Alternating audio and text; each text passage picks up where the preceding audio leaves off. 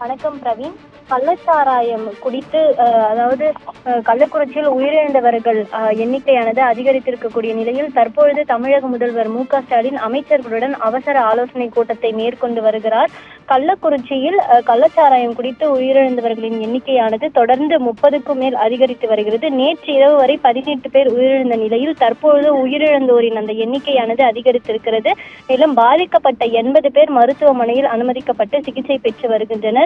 குறிப்பாக இந்த நிலையில் கள்ளச்சாராயம் தொடர்பாக முதலமைச்சர் மு.க.ஸ்டாலின் இன்று ஆலோசனை மேற்கொள்ள இருக்கிறார். இன்று துவங்கும் சட்டப்பேரவை கூட்டம் மற்றும் அலுவல் பணிகள் முடிந்த பிறகு இந்த ஆலோசனை கூட்டமானது நடைபெறும் என எதிர்பார்த்த நிலையில் ஆலோசனை கூட்டமானது நடைபெற இருக்கிறது.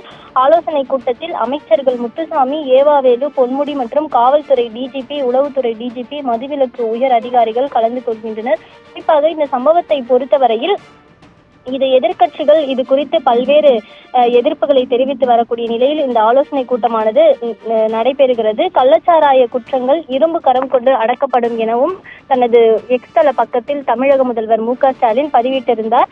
மேலும் கள்ளச்சாராயம் அருந்தியவர்கள் உயிரிழந்த செய்தி கேட்டு அதிர்ச்சியும் வேதனையும் அடைந்திருப்பதாகவும் அவர் தெரிவித்திருக்கிறார். இந்த குற்றத்தில் ஈடுபட்டவர்களை கைது செய்து அவர்கள் கைது செய்யப்பட்டுள்ளார்கள் எனவும் தடுக்க தவறிய அதிகாரிகள் மீது தகுந்த நடவடிக்கை எடுக்காமல் இருந்த அதிகாரிகள் மீது கடுமையான நடவடிக்கை எடுக்கப்பட உள்ளதாகவும் தமிழக முதல்வர் மு.க.ஸ்டாலின் தெரிவித்திருக்கிறார். மேலும் இது போன்ற குற்றங்களில் ஈடுபடுபவர்கள் குறித்து பொதுமக்கள் தகவல் தெரிவித்தால் உடனடியாக நடவடிக்கை எடுக்கப்படும் என்றும் சமூகத்தை பாழ்படுத்தும் இத்தகைய குற்றங்களை இரும்பு கரம் கொண்டு அடக்கப்படும் எனவும் தமிழக முதல்வர் மு.க.ஸ்டாலின் தனது எக்ஸ் தள பக்கத்தில் குறிப்பிட்டிருக்கிறார்.